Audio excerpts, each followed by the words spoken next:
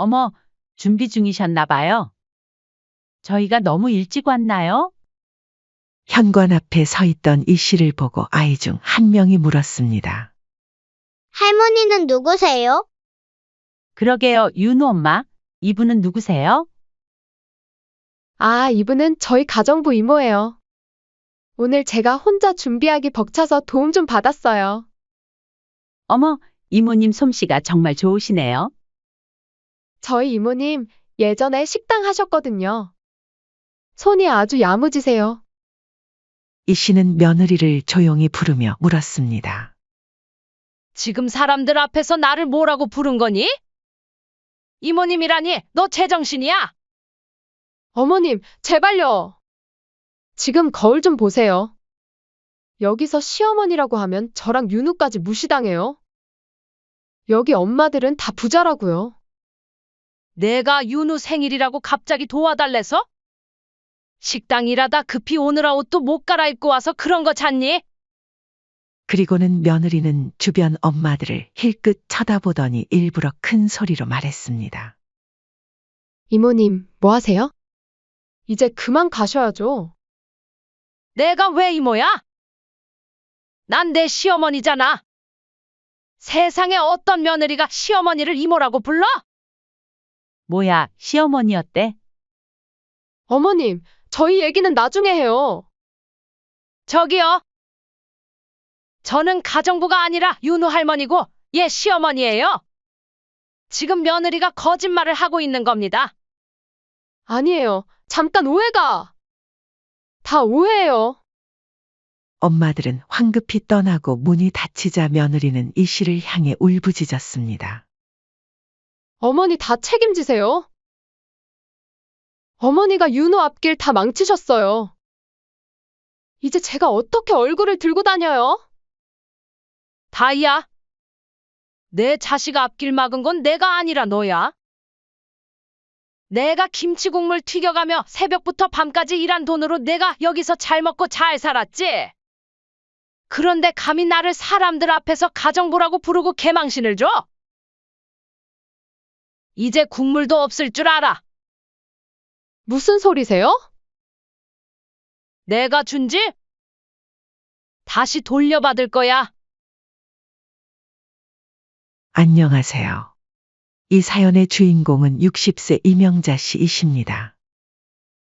이 씨는 경기도에서 남편과 함께 국밥집을 운영하며 평생을 성실하게 살아온 분입니다. 젊을 적부터 손이 야무지고 음식 솜씨가 좋다는 말을 많이 들었던 이 씨는 동네에서 국밥집을 차렸고 언제나 정직하게 맛 하나로 승부하며 손님들을 맞이해 왔습니다. 덕분에 장사는 눈에 띄게 잘 되었고 1호점만으로는 감당이 안 될 만큼 손님이 많아져 지금은 2호점까지 준비하던 차였죠. 비록 새벽부터 밤늦게까지 일하며 국밥집을 키워온 이 씨 부부의 삶은 쉽지 않았습니다. 하지만 힘든 가운데서도 이 씨는 항상 우리 아들 좋은 대학 보내야지 라며 하나뿐인 아들 교육을 위해 열심히 돈을 벌었습니다. 그런 이 씨 부부의 정성 덕분인지 아들은 어릴 때부터 성실했고 결국 공기업에 당당히 합격해 이 씨의 자랑이 되었습니다. 그러던 어느 날 아들은 자신의 회사 1층에서 작은 카페를 운영하는 아가씨를 여자친구라며 이 씨에게 소개해 주었습니다. 엄마, 이 사람이 다희 씨야.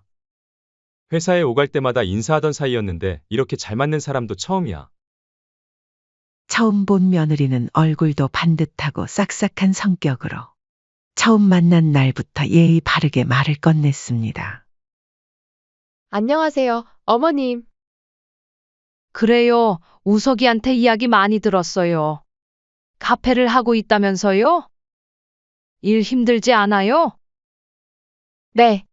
작은 가게지만 혼자 해내려 애쓰고 있어요. 이 씨는 그 모습이 참 대견했습니다.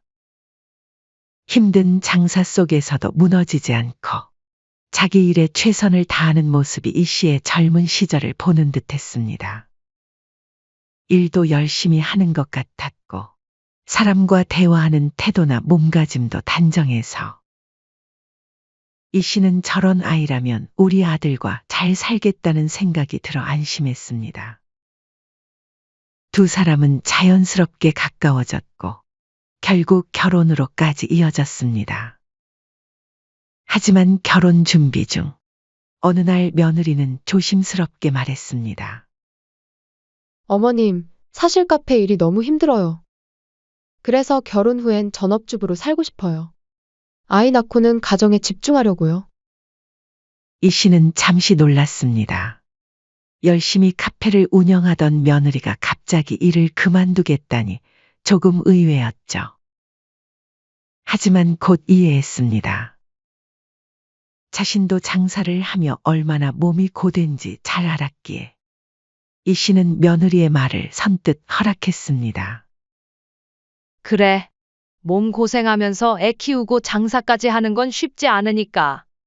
가정에 충실하겠다는데 내가 굳이 말릴 이유는 없지. 그렇게 두 사람은 결혼했고 결혼 후 1년 만에 손주 윤우가 태어났습니다. 처음에 며느리는 조용하고 착실했습니다. 아이도 잘 돌보고 집안 살림도 알뜰히 하는 모습에 이 씨는 흐뭇한 마음으로 손주를 보러 자주 다녔습니다. 하지만 아쉽게도 그 행복은 오래가지 않았습니다. 손주가 돌을 지나면서부터 며느리는 점점 묘하게 달라졌습니다. 그리고 손주에 대한 집착과 과도한 소비가 시작되었죠. 생일 선물로 10만 원짜리 장난감은 기본이고 100만 원이 넘는 전집 세트, 아기 명품 브랜드 옷까지. 어머님, 요즘 이런 건 다 기본이에요. 아이는 어릴 때부터 좋은 걸 접해야 나중에 큰 사람이 돼요. 이 씨도 처음에는 손주 생각에 흔쾌히 지갑을 열었습니다. 당시에 다행히 국밥집 사정도 나쁘지 않았고 첫 손주다 보니 더 마음이 가서 기꺼이 해주게 되었지요. 결국 이 씨는 며느리가 원하는 대로 고급 유모차와 아기 의류, 완구까지 사주었습니다. 하지만 며느리의 부탁이 점점 당연한 요구로 변해가고 매번 당당하게 요구하는 며느리의 태도에 슬슬 이 씨는 부담이 되면서도 손주 물품이라 쉽게 거절하지도 못했습니다. 내가 괜히 인색하게 보이면 어쩌나. 속으로 이렇게 생각하며 꾹 참았습니다. 이 씨는 며느리와의 관계가 소원해질까 두려워 결국 원하는 것을 사주고 말았습니다. 그러다 손주가 유치원에 갈 나이가 되자 갑자기 며느리의 교육열은 불타기 시작했습니다. 비록 며느리는 고졸이었지만 아이만큼은 최고로 키우겠다며 서울의 영어 유치원을 보내야 한다며 밤낮 없이 아들과 이 씨를 붙잡고 이야기했습니다. 어머니, 우리 윤우는 재능이 있어요. 어릴 때부터 제대로 된 교육을 받아야 해요. 사실 이 씨가 보기에 손주는 다른 아이들과 크게 다를 것 없는 평범한 아이였습니다. 그저 손주이기에 예쁘고 귀여울 뿐이었죠. 그러던 어느 날 며느리가 조심스럽게 입을 열었습니다. 어머님, 저희 서울로 이사 가야 하지 않을까요? 윤우도 이제 유치원 갈 나이인데 여긴 학군도 그렇고 교육 환경도 부족한 것 같아요.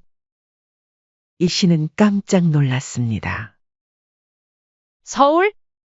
여기서도 충분히 잘 키울 수 있지 않겠니? 그러자 며느리는 단호히 고개를 저었습니다. 아니에요. 좋은 환경에서 영어 유치원도 보내고 조기 교육도 시키고 싶어요. 그리고 남편 직장도 서울이잖아요. 매일 왔다 갔다 하기도 너무 멀고요. 이 씨는 한숨을 내쉬었습니다. 너무 큰 돈이 드는 거 아니니? 돈은 어디서 나는데?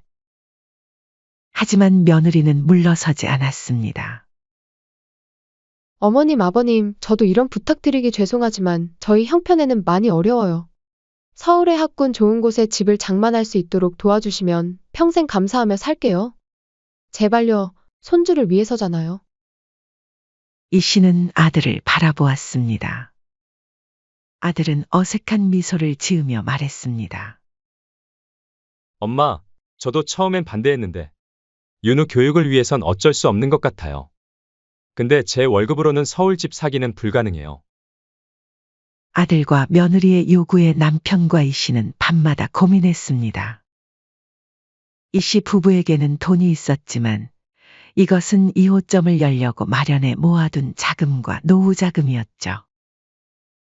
그래도 이 씨는 아들 부부를 돕고 싶은 마음이 컸습니다. 그래, 손주를 위해서라면 결국 마음이 약해진 이 씨는 꿈이었던 2호점 개업을 포기하고 그 돈과 노후 자금까지 모두 끌어모아 아들 부부에게 서울 송파구의 아파트를 장만해 주었습니다. 남편은 처음엔 반대했지만 이 씨의 간절한 마음에 결국 동의했습니다. 이 돈이면 우리 편하게 노후 생활할 수 있었을 텐데. 괜찮아요, 여보. 우리는 지금처럼 열심히 일하면 되죠. 손주가 좋은 환경에서 자라는 게 더 중요해요. 아들 부부는 감격해했습니다. 어머니, 정말 감사해요. 저희 아이는 꼭 크게 될 거예요. 이 씨는 그 말을 듣고 허탈한 웃음을 지었지만 한편으론 자신이 할 도리를 다했다는 안도감도 들었습니다. 그러나 그때는 몰랐습니다. 그 결정이 자신의 인생에서 가장 후회하게 될 시작점이 될 줄은. 서울로 이사 간 후 며느리의 허세와 사치는 날이 갈수록 심해졌습니다. 며느리는 주말마다 다른 옷을 입고 손에는 명품 가방을 들고 다니며 손주의 물건 또한 끝도 없이 늘어났습니다.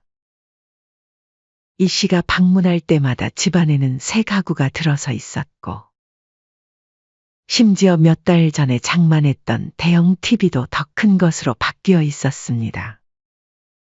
다희야, 얼마 전에 산 TV 어디 갔니? 며느리는 태연하게 대답했습니다. 아, 그거요? 이웃집 아이가 저희 집에 왔다가 더 큰 TV가 있다고 해서 윤우가 기가 죽더라고요. 어쩔 수 없이 바꿨어요.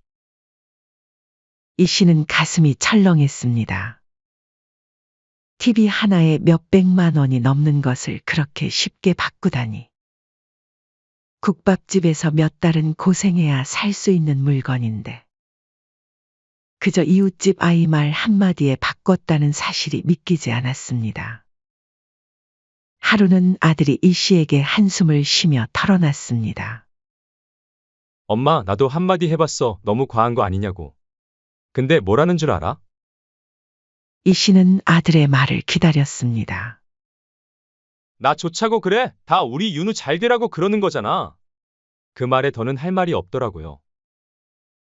이 씨는 속으로 이건 아니다 싶었지만 아들 가정의 일에 너무 간섭하는 것은 결국 가족 관계를 망치는 일이라고 생각했기 때문에 차마 직접 말하기가 쉽지 않았습니다. 며칠 후 이 씨는 용기 내어 며느리에게 조심스럽게 말을 건넸습니다. 다희야, 아무리 그래도 너무 사치하는 건 아니니? 내 남편 벌이도 생각해야지. 그러자 며느리는 한숨을 쉬며 당당히 말했습니다. 어머님, 여기 엄마들 다 저희가 잘 사는 줄 알아요. 이미지가 중요한 거예요. 저도 체면이 있잖아요. 이 씨는 마음속으로 답답함과 불안함이 커졌습니다. 이 정도 씀씀이를 감당할 수 있는 집이 있을까? 심지어 친정도 우리랑 똑같은 평범한 집안인데. 집으로 돌아온 이 씨는 방을 정리하며 한숨을 내쉬었습니다. 손주를 위한 일이라는 명목으로 시작된 시댁의 지원이 이제는 당연한 것이 되어버린 것 같았습니다. 심지어 며느리는 손주를 앞세워 사치를 부리기까지 했죠. 이 씨는 더 이상 이렇게는 안 되겠다고 느낄 때 즈음 한 충격적인 사건이 일어나고 말았습니다. 어느 날 아침 며느리에게서 다급한 전화가 걸려왔습니다. 어머님, 오늘 윤우 생일 파티인데 음식 준비가 너무 벅차요. 좀 도와주세요. 이내 이 씨는 한숨을 내쉬고 곧바로 국밥집 일을 잠시 동생에게 맡기고 허겁지겁 나섰습니다. 씻을 틈도 없이 일하던 그대로의 편한 옷차림의 손에는 김치 국물 얼룩까지 남아있는 상태였습니다. 가는 길에 손주 선물로 새 장난감도 하나 샀습니다. 그래도 손주 생일인데 뭐라도 준비해야지. 아들의 아파트에 도착해 문을 열자마자 며느리는 이 씨를 위아래로 훑어보고는 한숨을 푹 쉬었습니다. 어머님, 무슨 뭘 이런 걸. 에휴, 아니다. 빨리 주방으로 들어가 주세요. 음식 준비해야 해요. 부탁이 아니라 명령하듯이 내뱉는 며느리의 말에 기분이 확 상했지만 그래도 손주 생일이니 이 씨는 꾹 참고 주방으로 향했습니다. 주방에 들어서자 놀라움을 금치 못했습니다. 싱크대는 설거지거리로 가득했고 조리대 위에는 반쯤 준비된 음식들이 어지럽게 놓여 있었습니다. 이렇게 준비도 안 되어 있었니? 생일 파티 몇 시에 시작한다고? 2시간 후요. 얼른 도와주세요. 이 씨는 오전 내내 음식 준비를 하고 밀린 설거지와 빨래까지 도맡았습니다.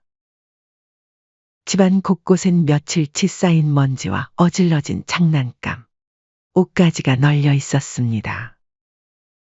이 씨는 땀이 송골송골 맺힌 이마를 소매로 훔치며 주방에서 일했습니다. 갖가지 생일 음식을 준비하느라 손에는 여러 재료 자국이 남았고 옷에도 얼룩이 더 많아졌습니다. 가까스로 생일 파티 준비가 끝나고 이 씨는 한숨 돌리고 있었습니다. 그런데 그때 며느리가 옆으로 다가와 조심스레 속삭였습니다. 어머님, 제가 돈 드릴 테니 어디 잠깐 나가 계시는 게 좋을 것 같아요. 이 씨는 손을 멈추고 며느리를 바라보았습니다. 왜 그러니? 나도 손주 생일인데 같이 축하해주고 싶어. 그러자 며느리는 쯧 소리를 내며 말했습니다. 아, 어머님, 거울 좀 보고 오세요. 옷은 산티나고 일하고 오시느라 여기 김치 국물까지 묻어 있잖아요. 이 씨는 순간 화가 치밀어 올랐습니다. 손에 물 묻히며 번 돈으로 호화롭게 살면서 자신을 이런 취급하는 며느리에게 서운해서 입을 열어 한 소리 하려는 찰나. 띵동. 현관 벨이 울렸습니다. 며느리의 얼굴이 갑자기 창백해졌습니다. 벌써? 아직 시간 좀 남았는데. 아이들과 엄마들이 한 무리로 들어섰습니다. 화려한 옷차림의 엄마들 사이에서 이 씨의 수수한 모습은 너무도 튀었습니다. 당황한 며느리는 얼굴이 굳었습니다. 한 엄마가 물었습니다. 어머, 준비 중이셨나 봐요. 저희가 너무 일찍 왔나요? 며느리는 당황한 기색을 감추며 억지 웃음을 지었습니다. 아니에요. 어서 들어오세요. 마침 음식도 다 됐어요. 입구에 서 있던 이 씨를 보고 아이 중 한 명이 물었습니다. 할머니는 누구세요? 엄마들 중 한 사람이 멀뚱히 이 씨를 바라보며 말했습니다. 그러게요, 윤우 엄마. 이분은 누구세요? 잠시 눈치를 보던 며느리는 멈칫하다가 환한 웃음을 지으며 거짓말을 내뱉었습니다. 아, 이분은 저희 가정부 이모예요. 오늘 제가 혼자 준비하기 벅차서 도움 좀 받았어요. 그 말을 듣는 순간 이 씨는 정신이 멍해졌습니다. 며느리의 가정부라는 말이 귓가에 맴돌았고 며느리의 말에 너무 놀란 나머지 그 자리에서 아니라고 바로 부정하지 못했습니다. 엄마들은 집 안으로 들어와 이 씨가 준비한 생일상을 보며 감탄했습니다.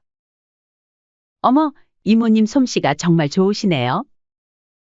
며느리는 더욱 자신감 있게 말했습니다.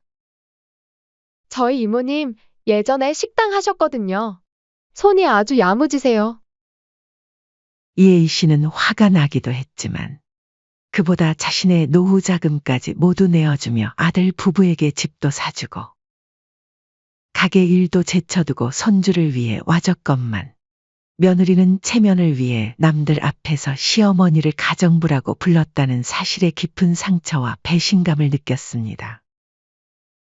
이 씨는 며느리를 조용히 부르며 물었습니다. 지금 사람들 앞에서 나를 뭐라고 부른 거니? 이모님이라니, 너 제정신이야? 그러자 며느리는 얼굴을 찡그리며 속삭였습니다. 어머님, 제발요. 여기서 시어머니라고 하면 저랑 윤우까지 무시당해요. 여기 엄마들은 다 부자라고요.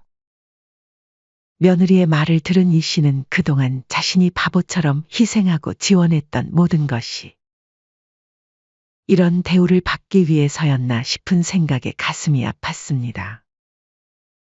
그리고는 며느리는 주변 엄마들을 힐끗 쳐다보더니 일부러 큰 소리로 말했습니다. 이모님, 뭐 하세요? 이제 그만 가셔야죠. 그 순간 이 씨는 더는 참을 수 없었습니다. 이 씨는 벌떡 일어나 소리쳤습니다. 내가 왜 이모야? 난 내 시어머니잖아. 세상에 어떤 며느리가 시어머니를 이모라고 불러? 이 씨의 호통 소리에 왁자지껄하던 집안은 순식간에 조용해졌습니다. 아이들은 눈을 동그랗게 떴고 엄마들은 수군거리기 시작했죠. 뭐야, 시어머니였대? 세상에 가정부가 아니라? 며느리는 다급히 이 씨의 팔을 잡고 주방으로 끌어당기려 했습니다. 어머님, 제발요. 저희 얘기는 나중에 해요. 하지만 이 씨는 팔을 뿌리치며 소리를 더 높였습니다. 저기요. 저는 가정부가 아니라 윤우 할머니고 얘 시어머니예요. 지금 며느리가 거짓말을 하고 있는 겁니다. 엄마들은 어색하게 서로를 바라보다가 가방을 챙기기 시작했습니다. 한 엄마가 조심스럽게 말했습니다. 아, 윤우 엄마, 가족끼리 뭔가 오해가 있으신 것 같아요? 저희는 이만. 엄마들은 아이 손을 잡고 하나 둘씩 떠나기 시작했습니다. 당황한 며느리는 아이들을 붙잡으며 말했습니다. 얘들아, 케이크 자르고 가야지. 기다려봐. 그리고는 엄마들에게도 매달렸습니다. 아니에요. 잠깐 오해가. 다 오해예요. 다음에 꼭 다시 봬요. 하지만 이미 분위기는 끝이 났습니다. 엄마들은 황급히 떠나고 문이 닫히자 며느리는 이 씨를 향해 울부짖었습니다. 어머니가 다 책임지세요. 어머니가 윤호 앞길 다 망치셨어요. 이제 제가 학부모 모임에서 어떻게 얼굴을 들고 다녀요? 이 씨는 이를 악물고 쏘아붙였습니다. 내가 김치국물 튀겨가며 새벽부터 밤까지 일한 돈으로 내가 여기서 이만큼 잘 살았지. 손주 명목으로 가구며 옷이며 외제차까지 바꿔가며 호화롭게 누린 그 돈 전부 시댁에서 나온 거야. 그런데 감히 나를 사람들 앞에서 가정부 취급하고 개망신을 줘. 이제 국물도 없을 줄 알아. 무슨 소리세요? 내가 준지 다시 돌려받을 거야. 그렇게 이 동네에서 살고 싶으면 너희 돈으로 집 사서 살면 되겠구나. 내 사치에 어디 감당이나 할 수 있으려나 모르겠지만.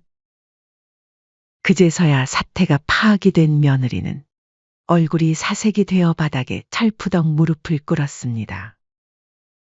그동안 당당히 행동하던 모습은 온데간데 없고 초라하고 비굴한 얼굴로 두 손을 모았습니다. 두 손을 모으고 울먹이며 애원했습니다. 어머니, 잘못했어요. 한 번만 용서해 주세요. 어머니 덕에 이렇게 좋은 집에서 살고 우리 윤우 좋은 데 보내며 살았는데 그걸 다 제 돈인 줄 잠깐 착각했어요. 며느리는 눈물 콧물이 범벅된 얼굴로 이 씨의 발목을 붙잡으며 고개를 숙였습니다. 다시는 안 그럴게요. 우리 윤우는 아무 죄 없잖아요. 어머니가 등을 돌리시면 저희는 진짜 끝이에요. 제가 평생 어머니 말 잘 들을게요. 국밥집 가서 매일 일도 도울게요. 저 한 번만 살려주세요. 그 모습에도 이 씨는 흔들리지 않았습니다. 멈춰선 채 며느리를 내려다보며 마지막으로 단호히 말했습니다. 다이야, 내 자식 앞길 막은 건 내가 아니라 너야. 그 말을 끝으로 이 씨는 돌아서서 현관문을 열었습니다. 뒤에서 며느리가 흐느끼며 소리쳤습니다. 어머니 가지 마세요. 저 정말 잘못했어요, 어머니. 하지만 이 씨는 한 번도 돌아보지 않고 무겁지만 단단한 걸음으로 천천히 현관 계단을 내려갔습니다. 뒤에서 울부짖는 며느리의 목소리가 들려왔지만 그 소리는 이 씨의 등 뒤에서 점점 멀어질 뿐이었습니다. 그날 이후 며느리는 순식간에 거짓말쟁이로 낙인 찍혔습니다. 유치원 학부모 모임뿐만 아니라 동네 커뮤니티에서도 소문이 삽시간에 퍼졌습니다. 파티에 참석했던 아이 엄마 중 한 명이 지역 맘카페에 글을 올린 것이 화근이었습니다. 글은 하루 만에 조회수 5,000건을 넘겼습니다. 댓글은 100개가 넘었고 대부분은 며느리를 비난하는 내용이었습니다. 시어머니를 가정부라고 한 허세녀로 낙인이 찍히며 며느리는 순식간에 조롱과 경멸의 대상이 되었습니다. 유치원 엄마들 사이에서 나오는 대화 중심에는 언제나 며느리 이야기가 돌았습니다. 어머, 소름 끼친다. 그렇게 뻔뻔할 수 있나? 저번에 얘기했던 명품 가방도 시어머니 돈으로 샀다는 소문이 있어요. 며느리는 동네에서 얼굴을 들지 못했습니다. 마트에 가도 수군거림이 들려왔고 카페에 들어가면 조용히 쳐다보는 시선이 따갑게 느껴졌습니다. 결국 며느리는 학부모 모임에서 조용히 밀려났습니다.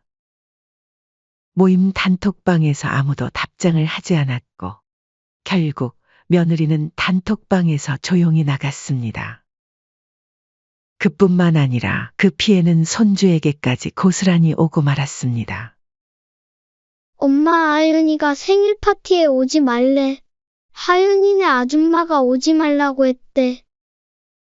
손주의 말에 며느리는 눈물을 참을 수 없었습니다.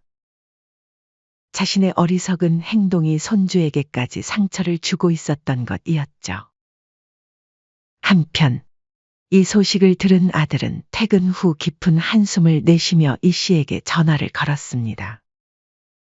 엄마 정말 죄송해요. 이 씨는 묵묵히 듣고만 있었습니다. 그러자 아들은 조용히 고백하듯 말했습니다. 엄마, 저도 알고 있었어요. 그동안 우리 윤우를 위해서라고. 애 엄마가 하는 말 다 맞다고 생각했지만 알고 보면 다 변명이라는 걸요. 아들은 목이 메인 듯 잠시 말을 멈추었습니다. 아내가 사치하는 걸 알면서도 말리지 못했어요. 제 월급으로는 감당할 수 없는 생활이었는데 매번 엄마한테 손 벌리게 되고 도저히 바로 잡을 용기가 없었는데 엄마 덕분에 바로 잡을 수 있었어요. 이제야 정신이 번쩍 드네요. 그러자 아들은 마지막으로 담담히 말했습니다. 사람이 자기 분수에 맞게 살아야 해요. 이번 일은 엄마가 옳았어요. 저는 아무 이의도 없고 무조건 엄마 뜻에 따를게요. 엄마, 너무 고맙고 죄송해요.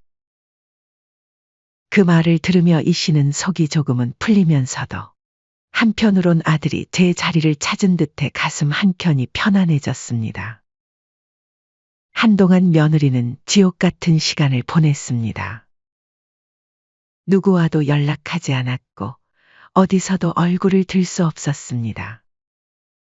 평소 다정했던 아들도 이번만큼은 달랐습니다. 며느리의 행동에 크게 실망한 아들은 며느리에게 냉정하게 대했습니다.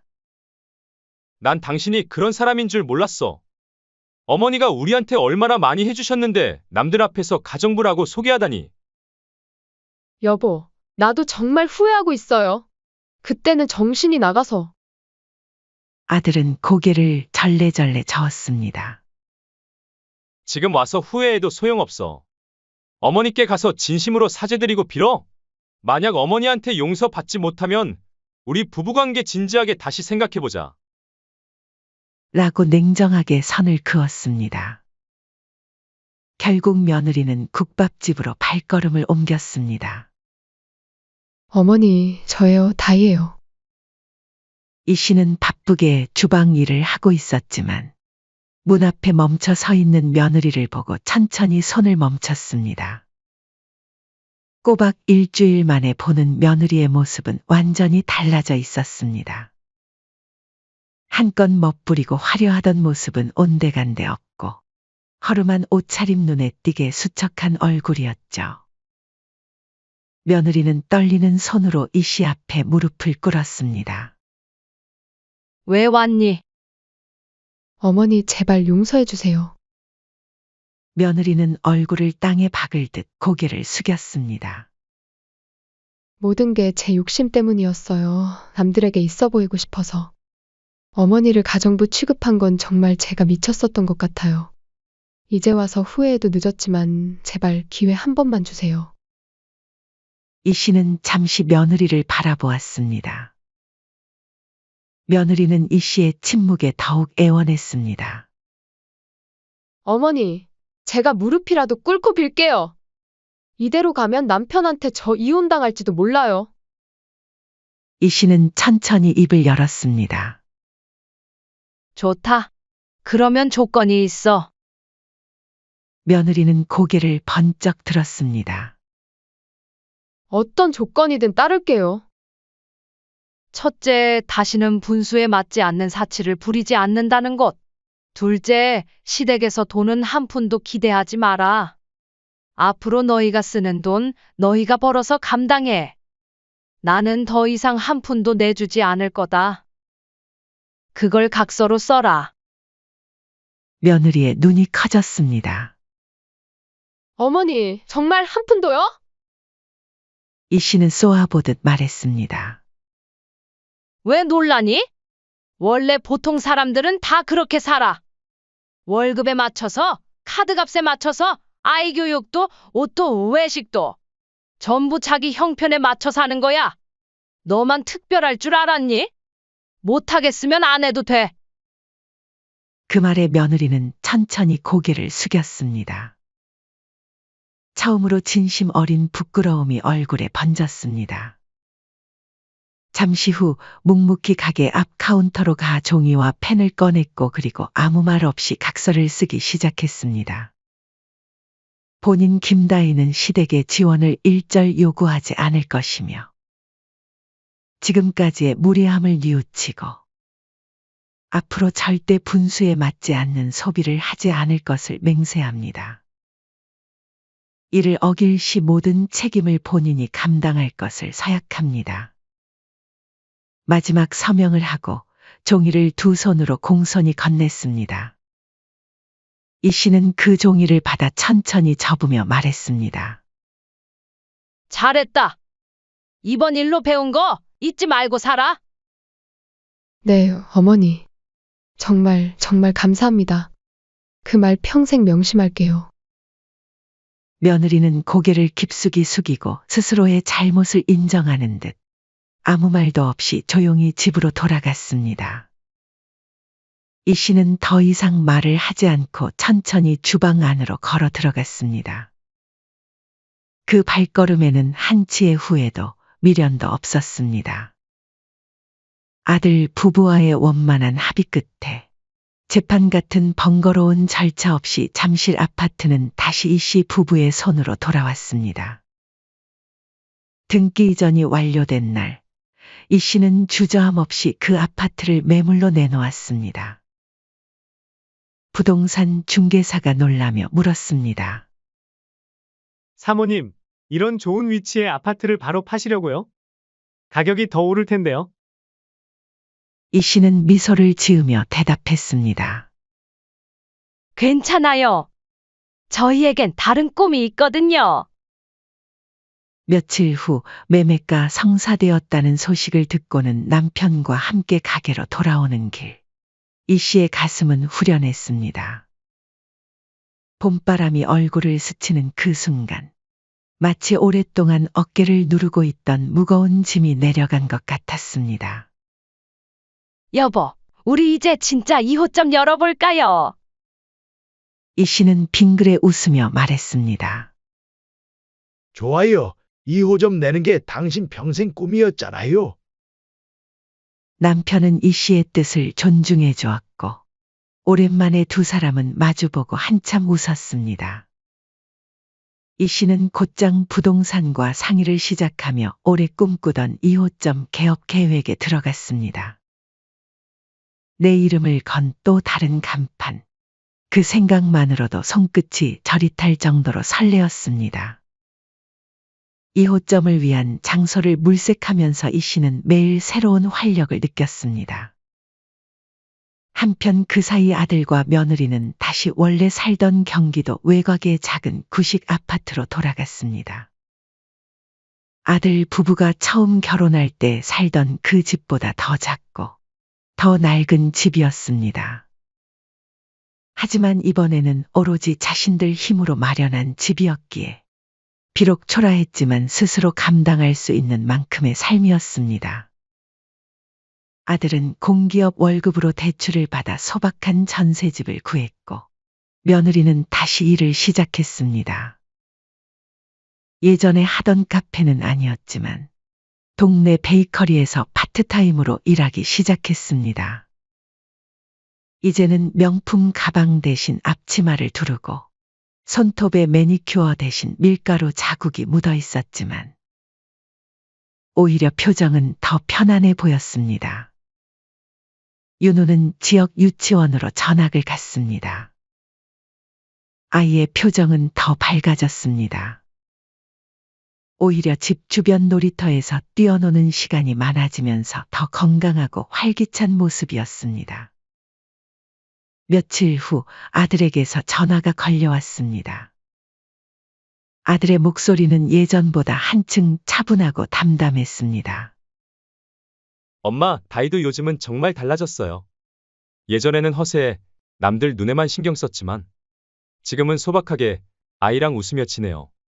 사실 처음엔 무척 힘들어했지만 문득 저한테 그러더라고요.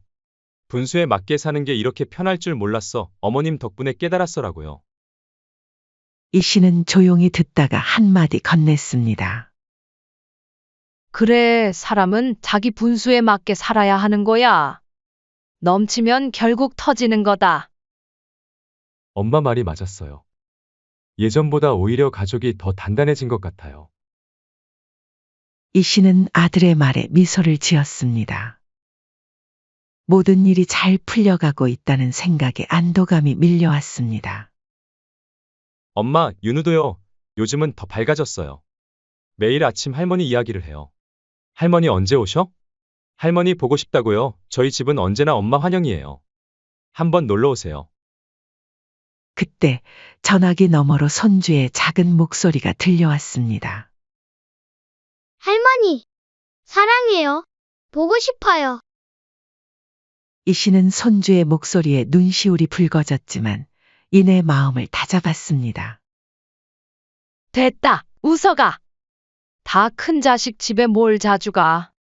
그저 잘 사는지 소식만 들으면 된 거지. 나는 이제 내 일하면서 살란다. 아들은 울컥한 듯 잠시 말을 멈췄다가 조용히 말했습니다. 엄마, 우리 바로잡아 주셔서 정말 고맙고 감사해요. 엄마가 없었다면 우리 가족 정말 무너졌을 거예요.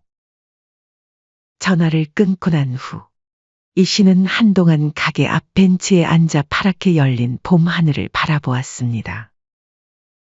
한때는 손주를 위해서라며 자신의 노후 자금과 꿈까지 포기했지만 다행히 그 끝에 남은 건 후회만은 아니었습니다. 가끔 아들 가족이 찾아오기도 했습니다. 하지만 이제 이 씨는 아들과 며느리의 삶에서 완전히 손을 뗐습니다. 그저 손주의 성장을 지켜보는 것으로 만족했습니다. 그날 저녁 모든 손님이 돌아가고 남편도 먼저 집에 간 후 이 씨는 혼자 가게에 남았습니다. 새 가게의 불빛 아래 이 씨는 자신의 인생을 돌아보았습니다.